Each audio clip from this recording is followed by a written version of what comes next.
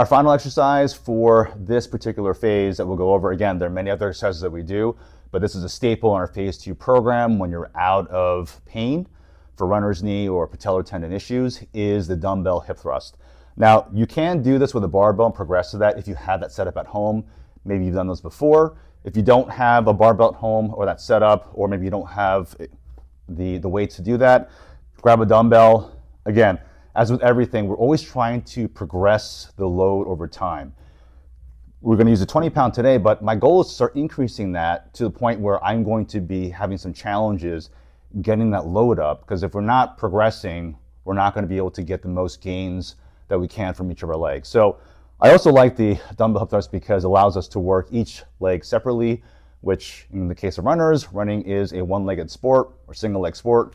So we want to train each side to make sure that we even out any kind of imbalances or deficits. So the way you're going to set it up is you're going to grab a dumbbell, get your upper back against the edge of the bench over here.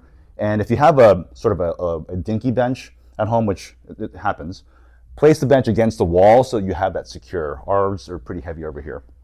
What you're going to do, come up with 2, get the dumbbell so that's in front of the crease of the hip, like so. Lift up the leg on the opposite side.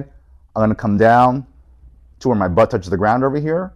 I'm going to push up and try to get full extension through that hip at the top of the rep. So come back down, tap, come back up. My eyes will be at a 45-degree angle at all times.